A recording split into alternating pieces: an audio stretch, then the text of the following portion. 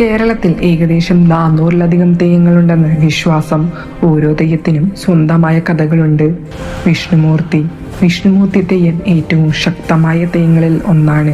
ഇത് വിഷ്ണുവിന്റെ നരസിംഹാവതരണവുമായി ബന്ധപ്പെട്ടതാണ്. കതിവന്നൂർ വീരൻ ഒരു യഥാർത്ഥ മനുഷ്യനായിരുന്നു. വീരനായ ഒരു യോദ്ധാവ്. യുദ്ധത്തിൽ മരിച്ച ശേഷം ജനങ്ങൾ ദൈവമായി ആരാധിക്കാൻ തുടങ്ങി. പൊട്ടൻ തെയ്യം സമത്വത്തിന്റെ ശബ്ദമാണ്. ശിവൻ ഒരു സാധാരണ മനുഷ്യന്റെ രൂപത്തിൽ ഭൂമിയിലെത്തി ജാതി വ്യവസ്ഥയെ ചോദ്യം ചെയ്തു എന്ന ഒരു വിശ്വാസമുണ്ട്. ഗുളികൻ ശിവന്റെ കോപത്തിൽ നിന്നാണ് ജനിച്ചതെന്ന് വിശ്വസിക്കുന്നു. ശക്തിയുടെയും ഭയത്തിന്റെയും പ്രതീകമായി ആണ് ഗുളികനെ ആരാധിക്കപ്പെടുന്നത്. മുച്ചിലിട്ടു ഭഗവതി ഒരു ബ്രാഹ്മണ സ്ത്രീയുടെ കഥയാണ്. അവളുടെ ആത്മാവ് പിന്നീട് ദൈവമായി ആരാധിക്കപ്പെട്ടു.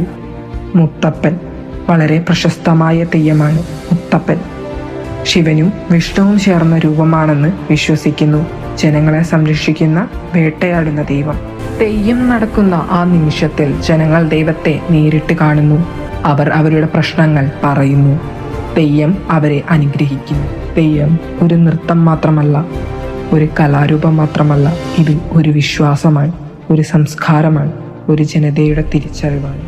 1500 വർഷങ്ങൾക്ക് ശേഷം പോലും തെയ്യം ഇന്നും നമ്മളിലൂടെ ജീവിക്കുന്നു. കാരണം ഇത് കേരളത്തിന്റെ ആത്മാവാണ്, ജനങ്ങളുടെ വിശ്വാസമാണ്. ഇത് വെറും ഒരു കഥയല്ല, ഇതാണ് തെയ്യം.